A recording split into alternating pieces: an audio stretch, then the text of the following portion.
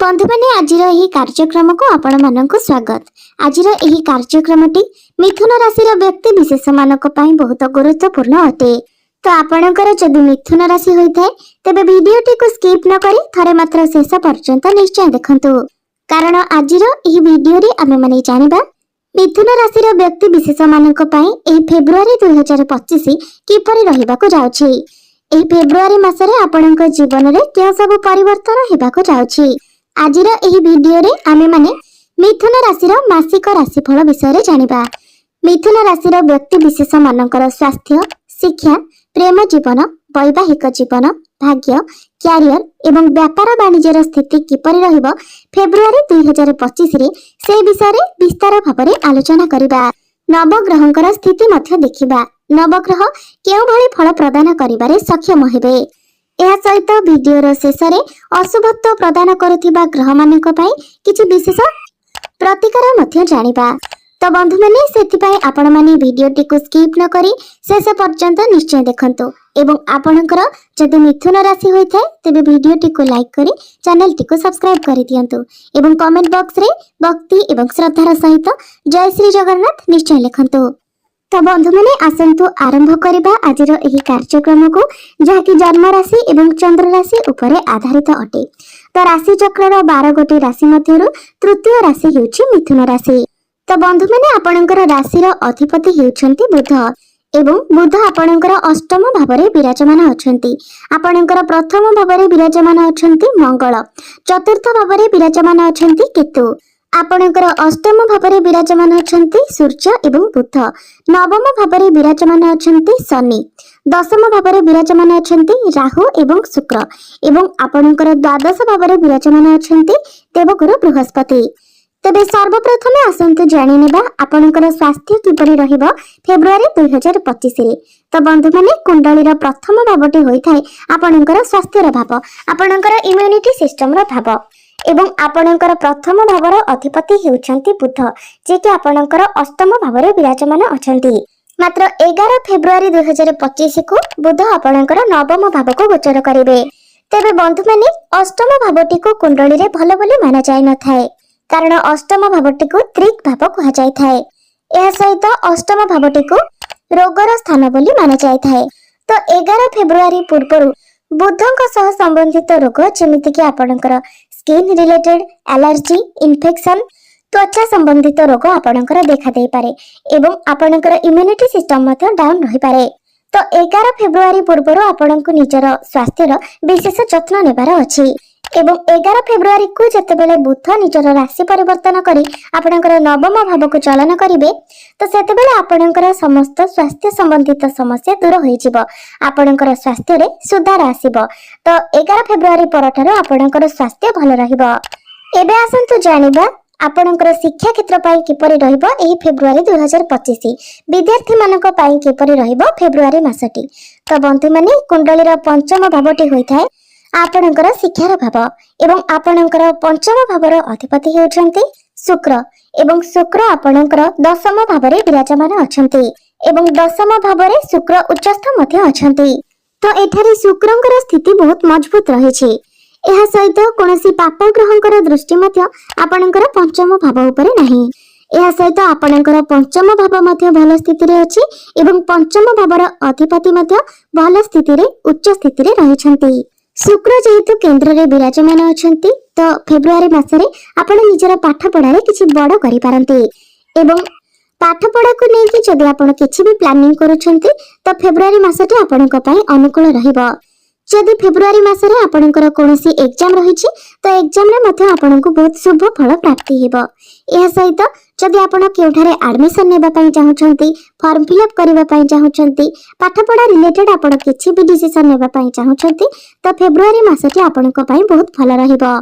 एबे आसंतु जानिबा आपणकर प्रेम जीवन किपरि रहिबो फेब्रुआरी 2025 रे। तो बंधु माने कुंडलीर पंचम भावटी आपणकर शिक्षार भाव हेबा सहित पंचम भावटी मध्ये होइथाय आपणकर प्रेम जीवनर भाव, आपणकर संतानर भाव एवं आपणकर पंचम भावर अधिपति हेउछन्ति शुक्र, जे कि दशम स्थान रे केंद्र रे विराजमान अछन्ति। ଏବଂ ଆପଣଙ୍କର ରାଶିର ଅଧିପତି ବୁଧ ଆପଣଙ୍କର ଅଷ୍ଟମ ଭାବରେ ଅଛନ୍ତି। ମାତ୍ର 11 ଫେବ୍ରୁଆରୀକୁ ବୁଧ ନିଜର ରାଶି ପରିବର୍ତ୍ତନ କରି ଆପଣଙ୍କର ନବମ ଭାବକୁ ଚଳନ କରିବେ। ତ ବନ୍ଧୁମାନେ 11 ଫେବ୍ରୁଆରୀ ପୂର୍ବରୁ ଆପଣଙ୍କର ପ୍ରେମ ଜୀବନ ବହୁତ ଭଲ ରହିବ। ମାତ୍ର 11 ଫେବ୍ରୁଆରୀ ପରେ ଯେତେବେଳେ ବୁଧ ଆପଣଙ୍କର ନବମ ଭାବକୁ ଚଳନ କରିବେ ତ ସେତେବେଳେ ଶୁକ୍ର ଏବଂ ବୁଧଙ୍କର 1-12ର କନେକ୍ସନ ବନିବ, ଯାହାଫଳରେ ଆପଣଙ୍କ ମଧ୍ୟରେ ଟିକେ ଝଗଡ଼ା ସୃଷ୍ଟି ହୋଇପାରେ। ତେବେ ଏହାର କୌଣସି ଖରାପ ପ୍ରଭାବ ଆପଣଙ୍କର ପ୍ରେମ ଜୀବନ ଉପରେ ପଡ଼ିବ ନାହିଁ। ଆପଣଙ୍କ ମଧ୍ୟରେ ଟିକେ ଜିଦ୍ଦି ସ୍ୱଭାବ ଦେଖାଦେବ, ଟିକେ କ୍ରୋଧୀ ସ୍ୱଭାବ ଦେଖାଦେବ। ତ ଆପଣଙ୍କୁ ବାସ୍ ଏଇସବୁ ପ୍ରତି କଣ୍ଟ୍ରୋଲ କରିବାର ଅଛି, ନଚେତ୍ ଆପଣଙ୍କର ପ୍ରେମ ଜୀବନରେ ସେମିତି କିଛି ବଡ଼ ସମସ୍ୟା ଏହି ଫେବ୍ରୁଆରୀ ମାସରେ ଦେଖାଦେଉ ନାହିଁ। ଏବେ ଆସନ୍ତୁ ଜାଣିବା ଆପଣଙ୍କର ବୈବାହିକ ଜୀବନ କିପରି ରହିବ ଫେବ୍ରୁଆରୀ 2025ରେ। ତ ବନ୍ଧୁମାନେ, କୁଣ୍ଡଳୀର ସପ୍ତମ ଭାବଟି ହୋଇଥାଏ ଆପଣଙ୍କର ବୈବାହିକ ଜୀବନର ଭାବ, ଆପଣଙ୍କ ଜୀବନ ସାଥୀର ଭାବ। ଏବଂ ଆପଣଙ୍କର ସପ୍ତମ ଭାବର ଅଧିପତି ହେଉଛନ୍ତି ଦେବଗୁରୁ ବୃହସ୍ପତି, ଯିଏକି ଆପଣଙ୍କର ଦ୍ୱାଦଶ ଭାବରେ ବିରାଜମାନ ଅଛନ୍ତି। ତ ବନ୍ଧୁମାନେ, ଦ୍ୱାଦଶ ଭାବଟିକୁ ମଧ୍ୟ କୁଣ୍ଡଳୀରେ ଭଲ ବୋଲି ବିଚାର କରାଯାଇନଥାଏ। ସେଥିପାଇଁ ଯେପର୍ଯ୍ୟନ୍ତ ଗୁରୁ ଆପଣଙ୍କର ଦ୍ୱାଦଶ ଭାବରେ ଅଛନ୍ତି, ଅର୍ଥାତ୍ 15 ମଇ 2025 ପର୍ଯ୍ୟନ୍ତ ଆପଣଙ୍କୁ ନିଜର ବୈବାହିକ ଜୀବନ ଉପରେ ଧ୍ୟାନ ରଖିବାର ଅଛି। ହୁଏତ ଆପଣଙ୍କର ବୈବାହିକ ଜୀବନରେ କିଛି ସମସ୍ୟା ଦେଖାଦେଇପାରେ, ନଚେତ୍ ଆପଣଙ୍କର ଜୀବନ ସାଥୀଙ୍କର ସ୍ୱାସ୍ଥ୍ୟରେ କିଛି ସମସ୍ୟା ଦେଖାଦେଇପାରେ। ତ ଯେପର୍ଯ୍ୟନ୍ତ ଗୁରୁ ଆପଣଙ୍କର ଦ୍ୱାଦଶ ଭାବରେ ଅଛନ୍ତି, ଆପଣଙ୍କ ମଧ୍ୟରେ ଯେମିତି ମିସ୍ଅଣ୍ଡରଷ୍ଟାଣ୍ଡିଂ ନ ହେଉ, ବୈଚାରିକ ମତଭେଦ ଦେଖା ନ ଦେଉ, ସେଥିପ୍ରତି ଆପଣଙ୍କୁ ଧ୍ୟାନ ରଖିବାର ଅଛି। ମାତ୍ର 15 ମଇ 2025କୁ ଯେତେବେଳେ ଗୁରୁ ନିଜର ରାଶି ପରିବର୍ତ୍ତନ କରି ଆପଣଙ୍କର ଲଗ୍ନ ଭାବକୁ ଚଳନ କରିବେ ତ ସେତେବେଳେ ପୁଣି ଥରେ ଆପଣଙ୍କର ବୈବାହିକ ଜୀବନ ସୁଖମୟ ହୋଇଯିବ। କାରଣ ଗୁରୁ ଆପଣଙ୍କର ଲଗ୍ନକୁ ଆପଣଙ୍କର କେନ୍ଦ୍ରକୁ ଚଳନ କରିବେ, ତାହା ବହୁତ ଶୁଭ ସ୍ଥାନ ହୋଇଥାଏ। ସେତେବେଳେ ଆପଣଙ୍କର ବୈବାହିକ ଜୀବନ ସୁମଧୁର ହେବା ସହିତ ଆପଣଙ୍କର ଜୀବନ ସାଥୀଙ୍କର ସ୍ୱାସ୍ଥ୍ୟରେ ମଧ୍ୟ ଉନ୍ନତି ଆସିବ। ତ ଏବେ ଆସନ୍ତୁ ଜାଣିନେବା ସବୁଠାରୁ ମହତ୍ୱପୂର୍ଣ୍ଣ ବିଷୟବସ୍ତୁ, ଆପଣଙ୍କର ଭାଗ୍ୟ, କ୍ୟାରିୟର ଏବଂ ବ୍ୟାପାର ବାଣିଜ୍ୟର ସ୍ଥିତି କିପରି ରହିବ ଫେବ୍ରୁଆରୀ 2025ରେ।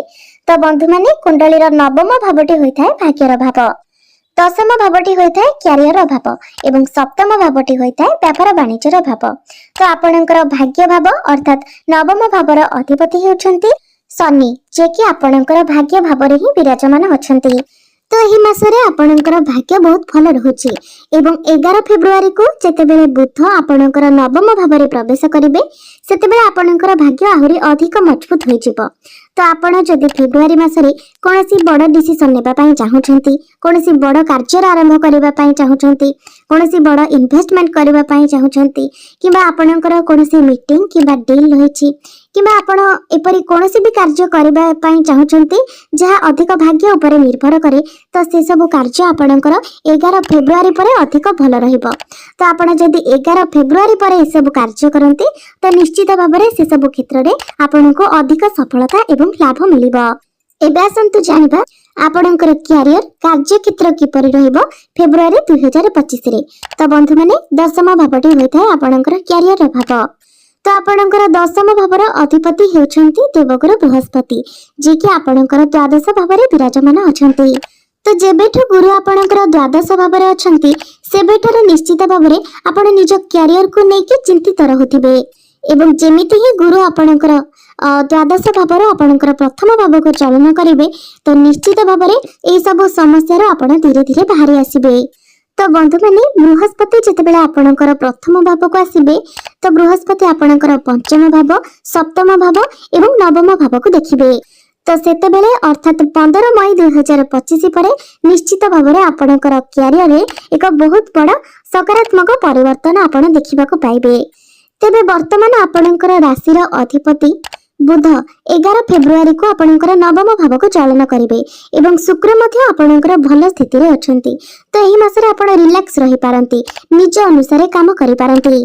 ମାତ୍ର ଆପଣଙ୍କର ଦଶମ ଭାବରେ ରାହୁ ମଧ୍ୟ ବିରାଜମାନ ଥିବା ହେତୁ କାର୍ଯ୍ୟକ୍ଷେତ୍ରରେ ଆପଣଙ୍କୁ ଡିସାଟିସ୍ଫାକ୍ସନ ମିଳିପାରେ। ଗୁରୁଙ୍କର ଦ୍ୱାଦଶ ଭାବରେ ରହିବା ଏହା ଦର୍ଶାଇଥାଏ ଯେ ଆପଣ ନିଜର କାମରେ ଖୁସି ରହିପାରିବେ ନାହିଁ। କାର୍ଯ୍ୟକ୍ଷେତ୍ରରେ ଏପରି କିଛି ଘଟଣା ଘଟିବ ବା ଏପରି କିଛି ପରିସ୍ଥିତି ରହିବ ଯାହାଦ୍ୱାରା ଆପଣଙ୍କୁ ଶାନ୍ତି ମିଳିବ ନାହିଁ। ମାତ୍ର ଶୁକ୍ର ମଧ୍ୟ ଯେହେତୁ ଆପଣଙ୍କର ଦଶମ ଭାବରେ ଅଛନ୍ତି, ଉଚ୍ଚସ୍ଥ ଅଛନ୍ତି, ତ ଏହି ମାସରେ କାମ କାର୍ଯ୍ୟରେ ଆପଣଙ୍କର ମନ ଲାଗିବ। ଏବଂ ରାହୁ ଆପଣଙ୍କର ଦଶମ ଭାବରେ ଥିବା ହେତୁ ରାହୁ ଆପଣଙ୍କୁ ଚାଲାକ ଏବଂ ଚତୁର ବନାଇବେ। ଏବଂ ଯେଉଁମାନେ ରାଜନୀତି କ୍ଷେତ୍ରରେ ଅଛନ୍ତି ତ ସେମାନଙ୍କ ପାଇଁ ଏହା ଶୁଭ ଫଳ ପ୍ରଦାନ କରିବ। ଆପଣ ଯଦି ଟେକ୍ନିକାଲ ଲାଇନରେ ଅଛନ୍ତି, ଆଇଟି, ଇଞ୍ଜିନିୟରିଂ, ସଫ୍ଟୱେୟାର ଏସବୁ କ୍ଷେତ୍ରରେ ଯଦି ଆପଣ କାମ କରୁଛନ୍ତି ତ ଏସବୁରେ ମଧ୍ୟ ଆପଣଙ୍କୁ ଶୁଭ ଫଳ ମିଳିବ। ଏହା ସହିତ ଯେଉଁମାନେ କଳାକାର ଅଟନ୍ତି, ଆପଣ ଯଦି ଡିଜାଇନର ଅଛନ୍ତି ତ ଆପଣଙ୍କ ପାଇଁ ମଧ୍ୟ ସମୟ ଭଲ ରହିବ। ଆପଣ ଯଦି କୌଣସି କମ୍ପିଟିସନରେ ପାର୍ଟିସିପେଟ୍ କରିବା ପାଇଁ ଚାହୁଁଛନ୍ତି ତ ଏଇ ମାସଟି ଆପଣଙ୍କୁ ସପୋର୍ଟ କରିବ। ତ ନିଶ୍ଚିତ ଭାବରେ ଆପଣ କୌଣସି କମ୍ପିଟିସନରେ ମଧ୍ୟ ପାର୍ଟିସିପେଟ୍ କରିବା ଉଚିତ। ତ ମୋଟାମୋଟି ଭାବରେ ଦେଖିବାକୁ ଗଲେ ଫେବୃଆରୀ ମାସରେ ଆପଣଙ୍କର କ୍ୟାରିୟର 70% ଭଲ ରହୁଛି। ମାତ୍ର ଗୁରୁଙ୍କ କାରଣରୁ ଆପଣଙ୍କୁ ନିଜର କାର୍ଯ୍ୟକ୍ଷେତ୍ରରେ ଟିକେ ଡିସାଟିସ୍ଫ୍ୟାକ୍ସନ ଦେଖିବାକୁ ମିଳିବ। ତେବେ ଯେଉଁମାନଙ୍କ ନିକଟରେ କୌଣସି ଚାକିରି ନାହିଁ, ଆପଣ ଚାକିରି ଖୋଜୁଛନ୍ତି ତ 13 ଫେବୃଆରୀକୁ ସୂର୍ଯ୍ୟ ଯେତେବେଳେ ନିଜର ରାଶି ପରିବର୍ତ୍ତନ କରିବେ ତ 13-14 ଫେବୃଆରୀ ପରେ ଆପଣଙ୍କୁ ଚାକିରି ମିଳିବାର ସମ୍ଭାବନା ରହୁଛି। ସେଥିପାଇଁ ଆପଣ ନିଜର ଚେଷ୍ଟା ଜାରି ରଖନ୍ତୁ। ଏବେ ଆସନ୍ତୁ ଜାଣିବା ଆପଣଙ୍କର ବ୍ୟାପାର ବାଣିଜ୍ୟର ସ୍ଥିତି କିପରି ରହିବ ଫେବୃଆରୀ 2025ରେ। ତ ବନ୍ଧୁମାନେ, ଆପଣଙ୍କର 11-12 ଫେବୃଆରୀ ପରେ ଯେତେବେଳେ ବୁଧ ନିଜର ରାଶି ପରିବର୍ତ୍ତନ କରିବେ ସେତେବେଳେ ଆପଣଙ୍କର ବ୍ୟାପାର ବାଣିଜ୍ୟର ସ୍ଥିତି ବହୁତ ଭଲ ରହିବ। ଆପଣଙ୍କର ଇନକମ୍ ବଢିବ। ତେବେ ଏବେ ଆସନ୍ତୁ ଜାଣିନେବା କିଛି ପ୍ରତିକାର ବିଷୟରେ, ଯେଉଁ ପ୍ରତିକାର ଗୁଡିକ କରିବା ଦ୍ୱାରା ଆପଣଙ୍କର ସମସ୍ତ ଅଶୁଭତ୍ୱ ଗୁଡିକ ଖଣ୍ଡନ ହୋଇ ଆପଣଙ୍କୁ ଅଧିକ ଶୁଭତ୍ୱ ପ୍ରାପ୍ତି ହେବ ଏବଂ ଆସୁଥିବା ସମସ୍ୟା ଗୁଡିକ ମଧ୍ୟ ଦୂର ହୋଇଯିବ। ତ ସେଥିପାଇଁ ଆପଣ ପ୍ରତ୍ୟେକ ଦିନ ଗୁରୁଙ୍କର ବୀଜ ମନ୍ତ୍ର 108 ଥର ଜପ କରନ୍ତୁ ଏବଂ ପ୍ରତ୍ୟେକ ଦିନ ଆପଣ ଗାୟତ୍ରୀ ମନ୍ତ୍ରର ମଧ୍ୟ ଜପ କରନ୍ତୁ ଏବଂ ବୁଧଙ୍କର ବୀଜ ମନ୍ତ୍ର ମଧ୍ୟ ଆପଣ ପ୍ରତ୍ୟେକ ଦିନ 108 ଥର ଜପ କରନ୍ତୁ ଏବଂ ପ୍ରତ୍ୟେକ ଦିନ ଆପଣ ହନୁମାନ ଚାଳିଶାର ମଧ୍ୟ ପାଠ କରନ୍ତୁ। ତେବେ ବନ୍ଧୁମାନେ, ଆପଣଙ୍କର ଜୀବନ ମଙ୍ଗଳମୟ ହେଉ, ଏହା ହିଁ ଈଶ୍ୱରଙ୍କ ନିକଟରେ ମୋର